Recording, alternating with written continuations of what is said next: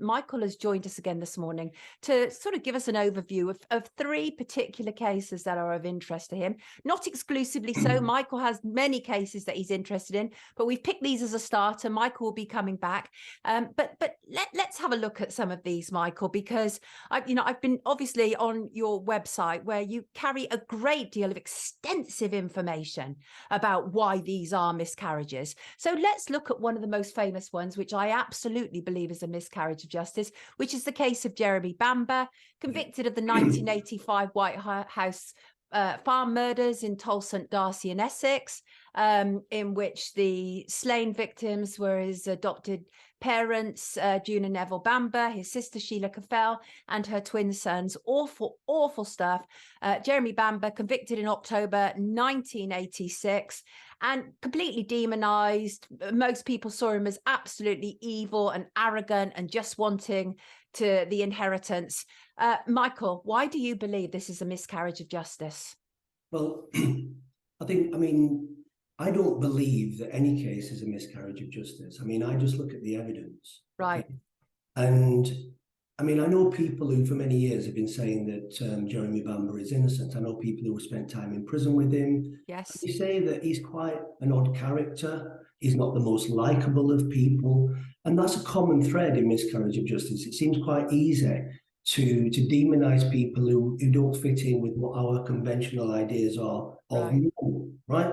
So I'm thinking there about Barry George and people like that, and Stephen Pisco, people who kind of, we may not take to, we can kind of easier see that they may have done this thing that they're alleged to have done. But Jeremy Bamber's always claimed that he was outside with some police officers while they were communicating with his sister inside White House Farm, and she killed the adoptive parents and her own children, and he always claimed that she then killed herself. My problem with that is, where's the evidence for that? And it seems very curious that you would be with police officers and they would not say anything about that either. But the problem with this case is just non-disclosure on a kind of massive scale. So we've had cases in this country overturned when the prosecution have failed to disclose evidence, which is favourable to the defence and pointing away from the person who's convicted. A big case there is John Camara. He had 201 witness statements were found 20 years after he was in prison, and so his conviction was overturned. But in the case of Jeremy Bamber, it's absolutely unbelievable. I couldn't believe it when I found out about it. So there was this thing called, it's a public protection order. So they put a public protection order on some evidence, and Jeremy Bamber goes to trial and he says he's innocent. He said he didn't do it, right? He's been in 37 years now. But after 30 years, this public immunity order, it expires, right? And so all of the evidence that the prosecution has to be made available 30 years later. They probably thought that no one would care about Jeremy Bamber 30 years later. And a solicitor called Mark Newby obtains that evidence, and the amount of evidence that wasn't disclosed in Jeremy Bamber's case, shocking, 347,000 pieces of evidence.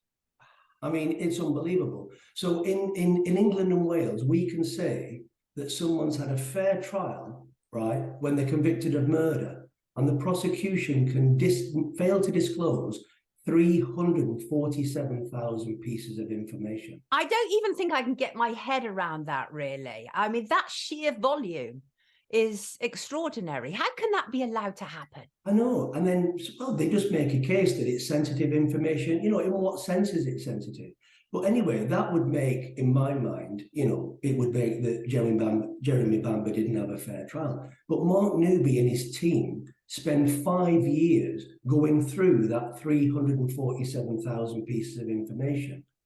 And 604 days ago today, they made an application, a third application to the Criminal Cases Review Commission, saying that not only does this evidence show that Jeremy Bamber is a miscarriage of justice, it proves that everything he said was true, right? So it says that every single aspect of the prosecution case is disproven, and Jeremy Bamber is proven to be innocent. And anybody who knows anything about miscarriage of justice in this country knows that Mark Newby he's not a frivolous man. He's not somebody who makes claims which are not true. As far as I'm aware, he has the best track record. He calls himself a junkie for justice. That's how he refers to himself, right? He likes to get his fix, and he likes to get convictions overturned of people who are innocent. And as far as I'm aware, Mark Newby has had more success at the CCRC in terms of referrals and quash convictions of anybody in this country. And he's absolutely adamant that Jeremy Bamber is innocent. So you've got that aspect of the case. But here's another thing. You've got someone like Peter Tatchell, right? Publicly now, part of the campaign saying, well, that's not the end of it. Essex police are still holding lots of information about the Jeremy Bamber case. And what Essex police are saying is, we have disclosed what we think is relevant. And they're not disclosing everything. I just find it so extraordinary. I mean, you say about obviously that. So that was, let me see. So that was March 2021, the last submission to the CCRC. Yeah. And I mean, what you said before was that the whole criminal justice system needs a complete overhaul. There is a real problem with the review system. But what appears to be the reluctance with the CCRC to really reevaluate this case? Well, I don't know. I think it's an organisation which is under pressure. I mean, we've now had an announcement that the Law Commission is going to look into the test that the Criminal Case Review Commission uses next year. And so what the CCRC has got now, it's got a big problem on its hands because it's had 2 previous applications of Jeremy Bamber. And my understanding is that this evidence that was protected under the Public Interest Immunity Order, the CCRC could have accessed that in that 30 years. They didn't have to wait until that 30 years expired. So when Jeremy Bamber's saying to the CCRC, I'm an innocent man, I'm trapped in prison. And remember, he's the only person on a whole life tariff in Britain that's ever maintained innocent. So you've got this list, the killers of Lee Rigby, Myra Hindley, you've got all these kind of people, Fred and Rose West, they go to prison forever. They never come out of prison, right? He's the only person who's ever said he's innocent from day one, okay? And so the CCRC, they could have actually investigated this case. That's what they're supposed to do. But they failed in this case twice with 2 applications, and now they're sitting for nearly 2 years on his 3rd application. I mean, so I think what they need to do now is, I think they need to actually do everything that Mark Newby and his team did for themselves. And so he's sitting in prison still, and we don't know what's going to happen. I mean, there are suspicions that the CCRC are going to try and find a way of rejecting his application. And most people in the UK wouldn't care about that. No, exactly. Because this man is hated and this man is vilified. And you've got a program came out a couple of years ago called, it was a drama series. Oh. And it was supposed to have been based on reality, right? The murders at White House Farm. And I was speaking to someone around that time, it's a family member, I won't mention the name. And they said to me one day, oh, do you know that Jeremy Bamber? He's a nasty piece of work. I don't really like him. So I says to him, have you met him? Do you know Jeremy Bamber? I saw him on telly. I said, that's not Jeremy Bamber, that's an actor. Yeah, that's right. Drama doc, terrible. They can't make any they blur reality with fiction. Yeah. And then they're saying, well, it said at the front of it, this is based on reality. I said, yeah, based on.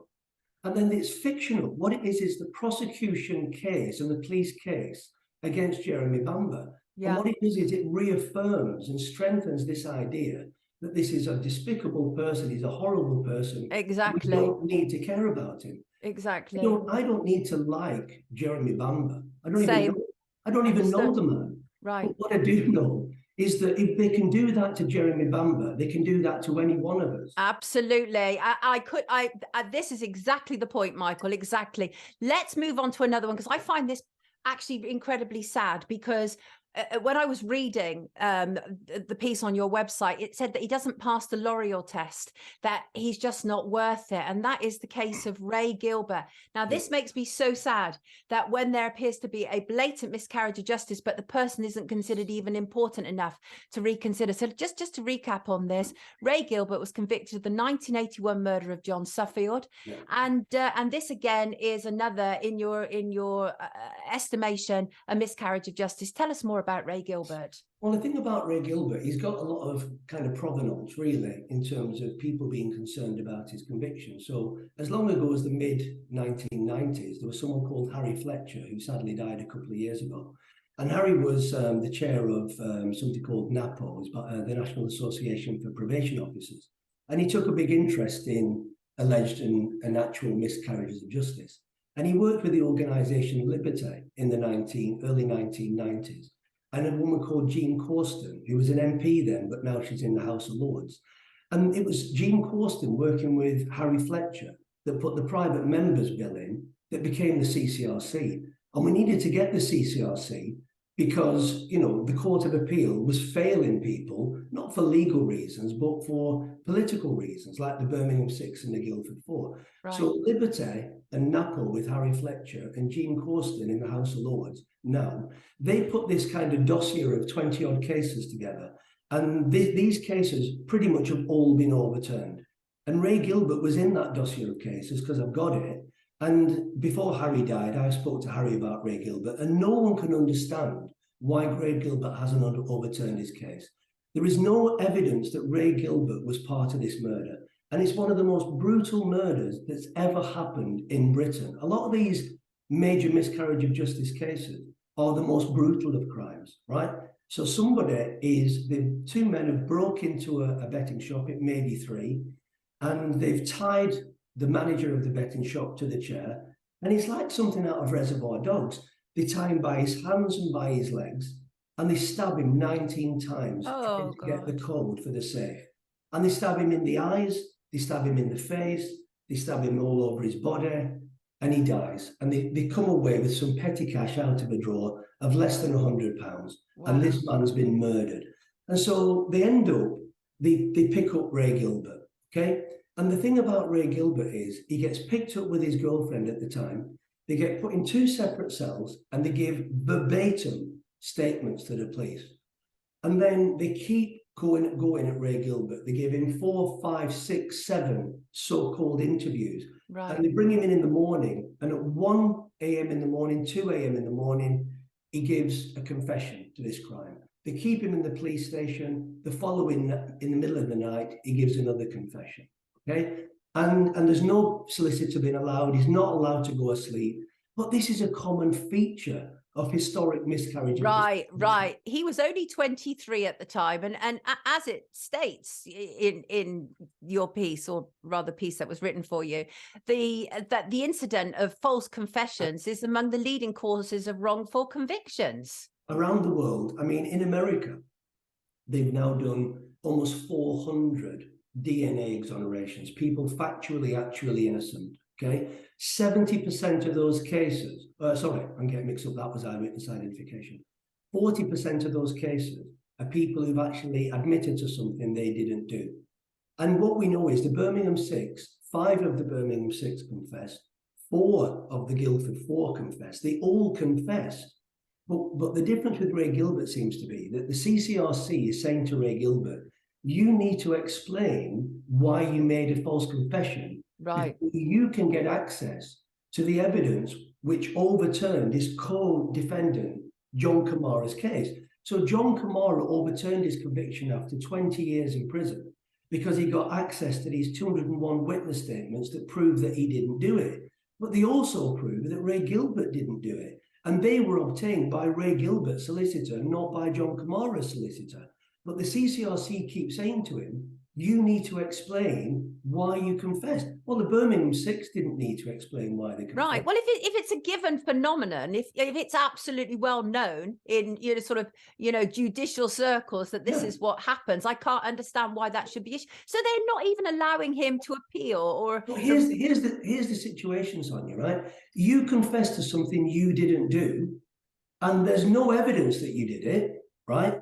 And there's evidence that you didn't do it, but they're still saying that you can't overturn your conviction because you know why, Sonia? You said you did it. So there you are. You just got to live with it. But here's the thing, and this is what I was trying to say to you last time.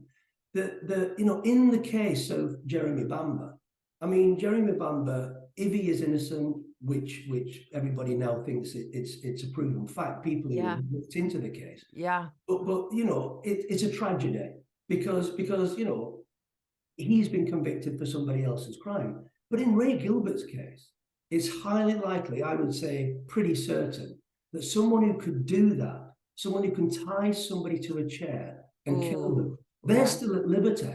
And research again in the United States, and I'm doing research in this country on this same concept, they've got a concept called wrongful liberty. So in the United States, they took the first 150 DNA exonerations, and in the United States, you can easily get access to people's criminal records. So in those cases, not only did they exonerate the innocent person with the DNA, they identified in half of the cases who the real rapist and murderer was. So a group of researchers in a university looked into the criminal records of those people who were identified as being the real rapists and murderers.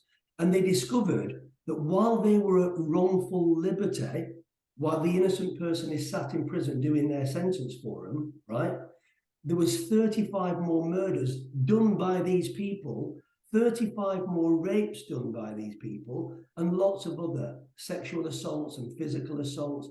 So if we think that, you know, oh, everybody in prison says they're innocent and we don't care about it, what we're actually doing is we're actually leaving ourselves at the kind of hands of people who are walking amongst us. You're right. Actually causing these further crimes. Absolutely. And I've made that mistake before of saying, surely all lifers say they're innocent. But actually, as I was corrected last time on the panel, the fact is, until you admit your guilt, you don't even stand a chance of going up for review anyway. So, well, Ray Gilbert was in prison for 36 and a half years. And if he admitted that he did the crime, that he did the murder, he would have been let out after 13, 14 years. Right. And we've got, you know, I'm not against people who commit offences and then come out back into society, because it's very rare for someone who's done a murder who comes out of prison to do another murder in this country. It's virtually unheard of. Right, okay. Ray Gilbert, because he kept maintaining he was innocent,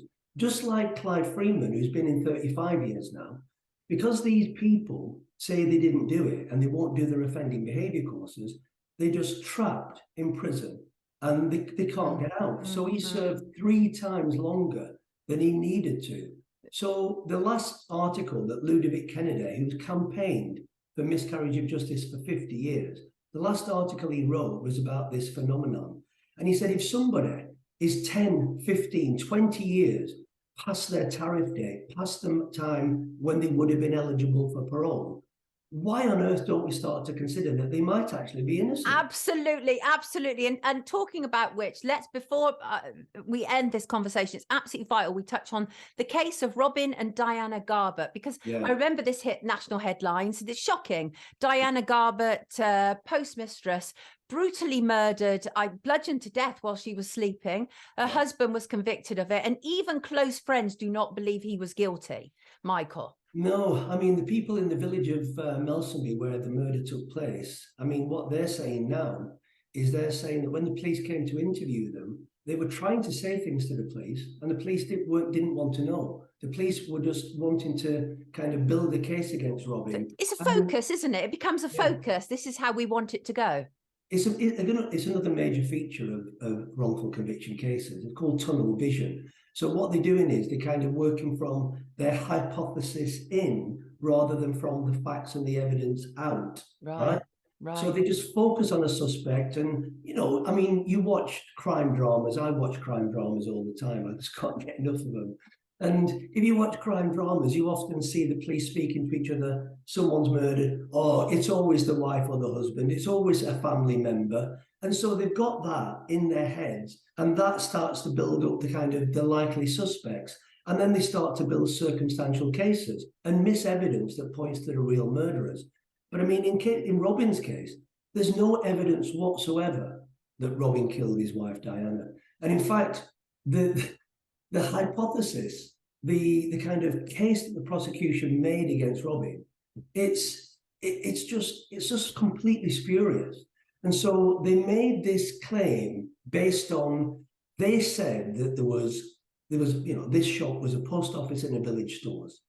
So they looked into the post office accounts and they said there was £16,000 missing.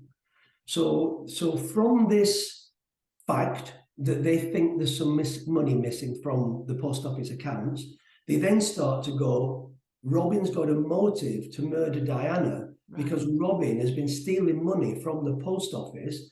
They're going to be going on holiday soon. A relief postmistress or postmaster is going to come. There'll be an audit and he's going to be found out. So he's got to murder his wife, hasn't he? There's no other thing that he can do.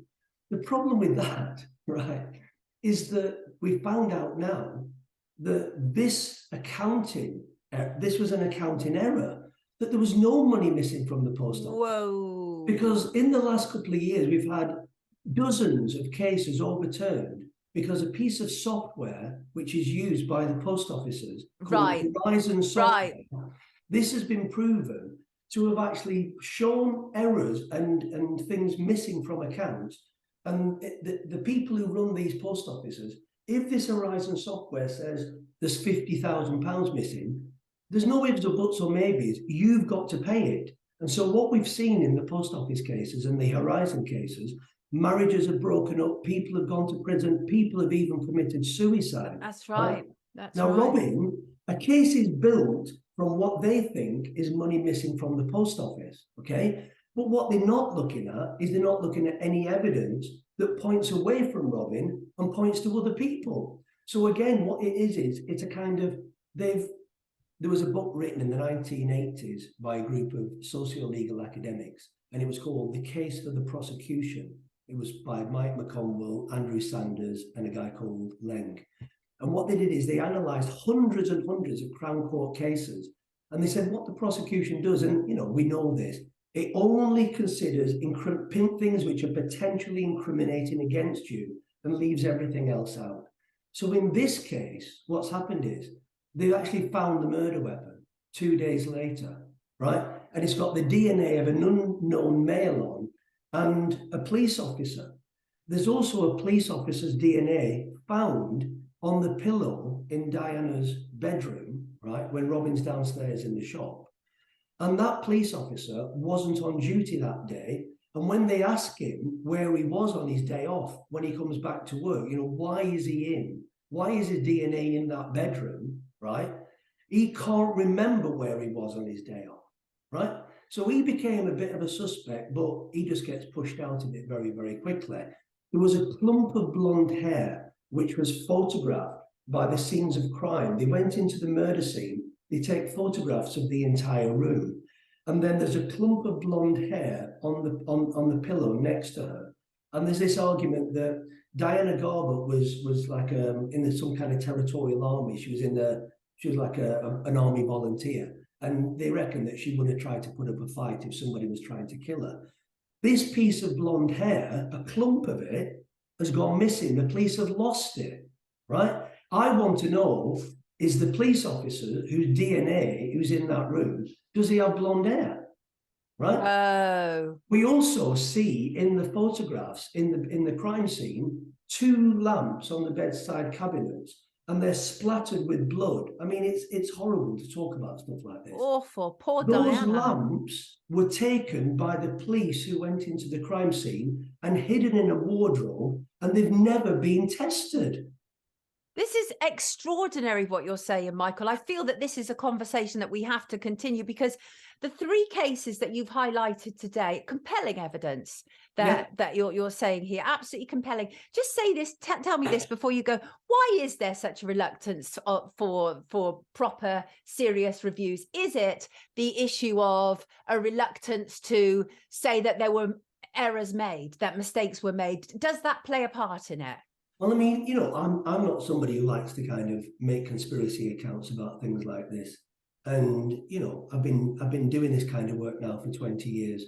And, I can't understand it, because I think that you tend to see the world the way you are, right? And my brain cannot understand why people would remove evidence, would hide things, would cover things up. I can't understand that. Yeah. I think that what we do know is that there's a reluctance by the criminal justice system to admit that it gets it wrong. I've just written an article about this from a theoretical perspective, because you can describe these things, but what you're asking for is some kind of an explanation. But what we know from the research in the United States, from New Zealand, from South Africa, and from our own experience, is when these cases are kind of revealed to the public, there becomes these widespread public crises of confidence in the criminal justice system. Right. And our criminal justice system, if it does contain any safeguards, to try to ward against wrongful convictions, all of those safeguards are the product of, the creation of, people who were wrongly convicted. So the Court of Appeal, we don't think to ourselves, why did we introduce a Court of Appeal? We never think that. We just take it for granted that it's there. But the Court of Appeal was introduced because of a case called Adolf Beck, a man who was twice wrongly convicted, and there was no remedy. There was no way that that man could overturn his conviction. So there was hundreds of thousands of people outside Parliament demanding a Court of Appeal. We had a Court of Appeal in civil cases 60 years earlier. So if it's about money, we can appeal it. But if it's about human life, we don't get the appeal system unless we demand it, unless we force it. We get the abolition of capital punishment. Right. Well, that's what conversations like this are about. I have to let you go. I'm so reluctant to do that. But it's been absolutely brilliant talking to you. Promise me you'll come back and continue this. Let's keep highlighting these miscarriages, Michael. Thank you for having us, Sonia. We appreciate it. Absolute pleasure. Dr. Michael Naughton, everybody, doing sterling work on behalf of all of us. Take good care of yourself. Thank you. Bye-bye. Brilliant stuff.